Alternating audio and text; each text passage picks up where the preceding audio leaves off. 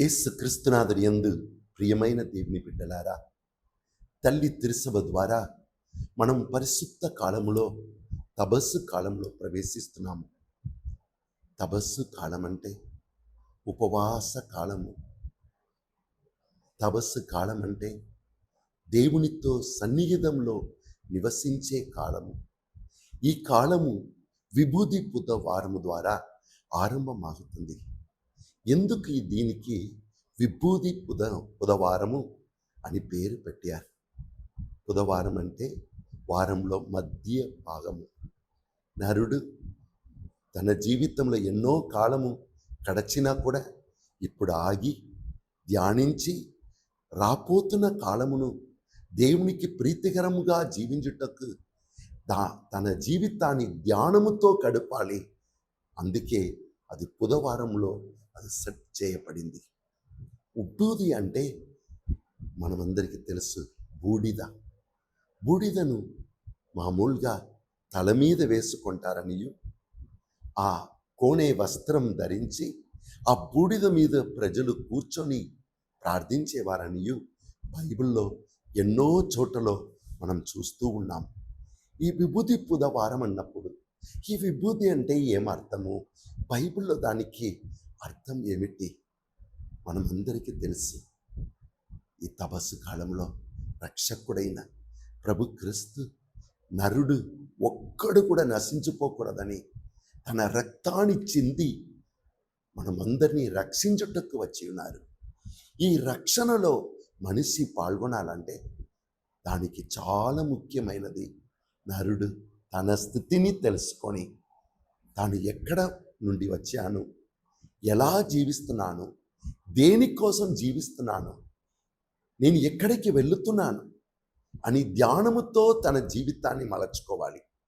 కనుక ఈ పరిశుద్ధ కాలంలో విభూతి పొందనంటే ఆ బూడిద మీద కూర్చోవటం అంటే అన్నిటినీ మర్చిపోయి దేవునితో తన జీవితాన్ని గమనించి ముందుకు నడిపించుటకు దేవుడిచ్చే అనుగ్రహ కాలము అని అర్థం.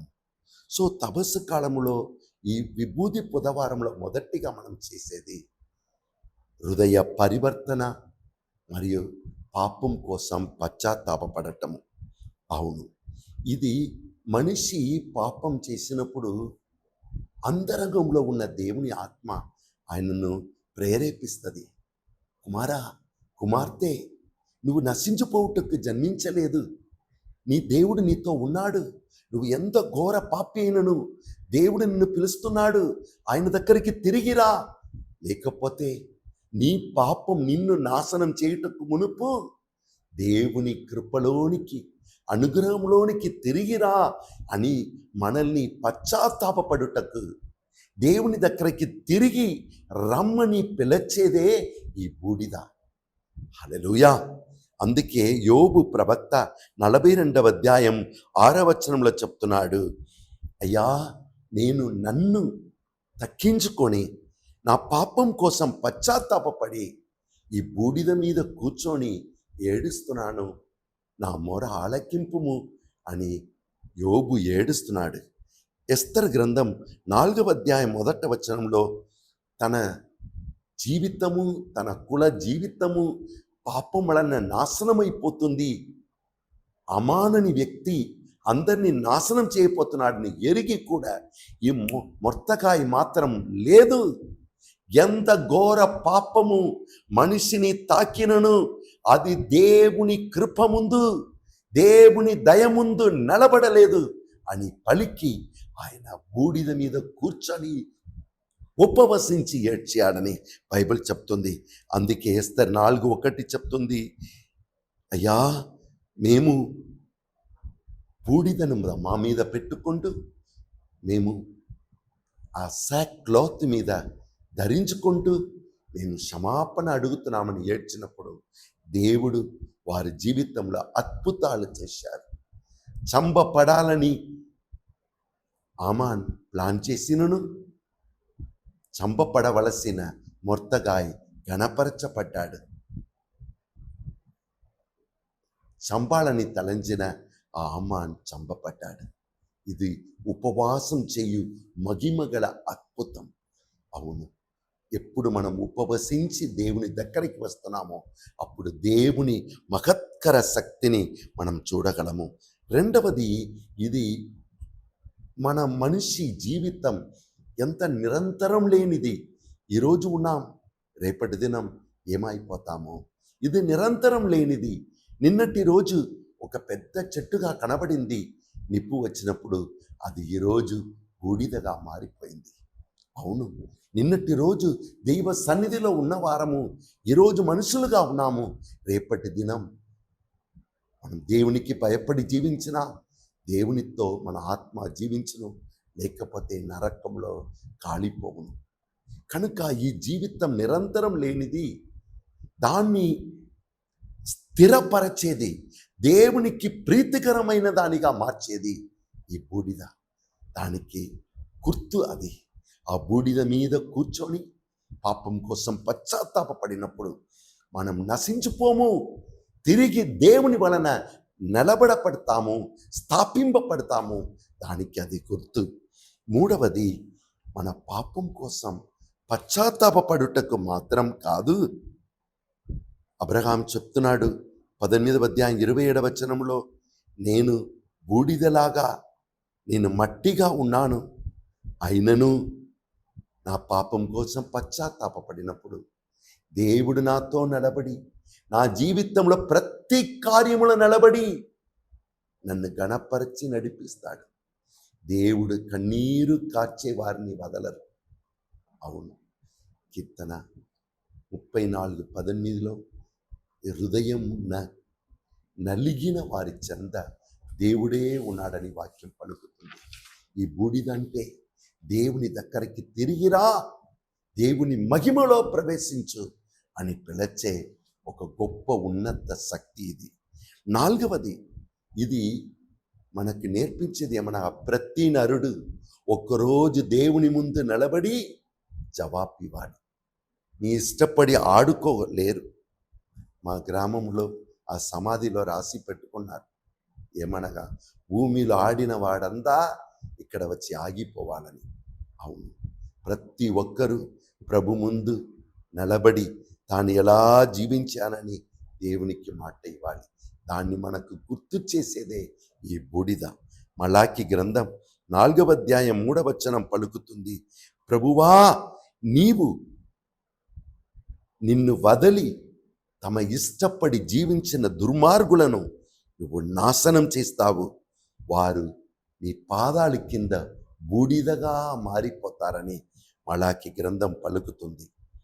5వది, ఈ పరిశుద్ధ దినము బూడిద బుధవారం అంటే అర్థం ఏమనగా, నీవు నిన్ను తగ్గించుకున్న దేవుని కృపను నువ్వు పొందుకుంటావు.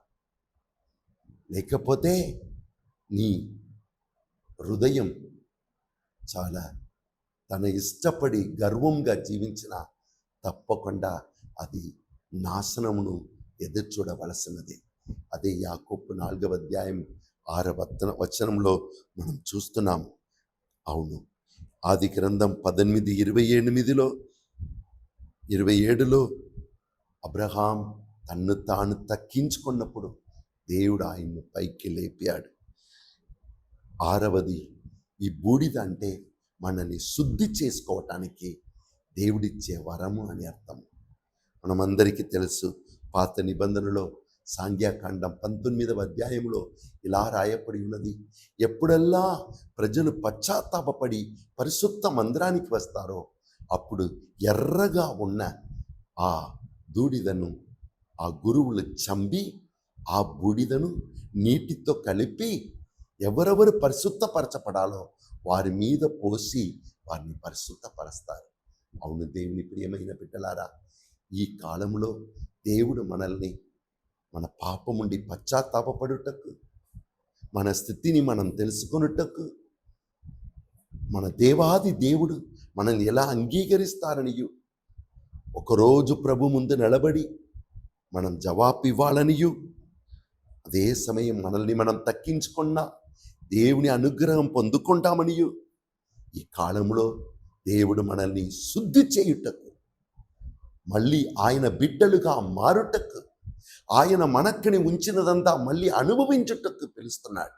అందుకే బైబిల్లో ఒక వాక్యం రాయబడి ఉన్నది. యెషయా గ్రంథం 61వ అధ్యాయం 3వ వచనం.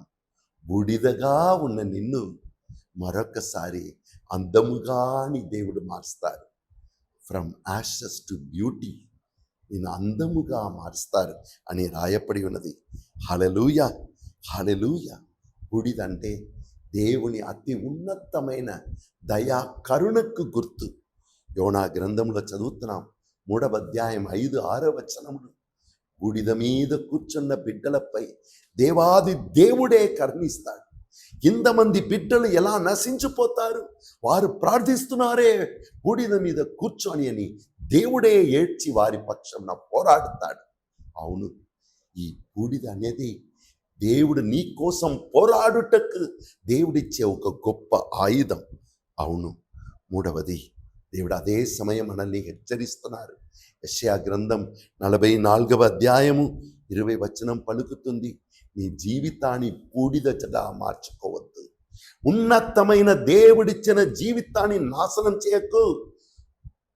ముత్యములను పందుల ముందు పారవేయకని మత్తయి 7:6లో పలికిన అదే దేవుడు చెప్తున్నాడు, నీ జీవితాన్ని బూడిదగా మార్చుకోవద్దు అని మనల్ని హెచ్చరిస్తున్నారు. ప్రార్థిస్తాం. పరిశుద్ధుడైన తండ్రి, ఈ బుధవారంలో బైబిల్ ద్వారా ఈ బూడిద అంటే ఏమిటి అనే రహస్యాలను మాకు నేర్పించావు.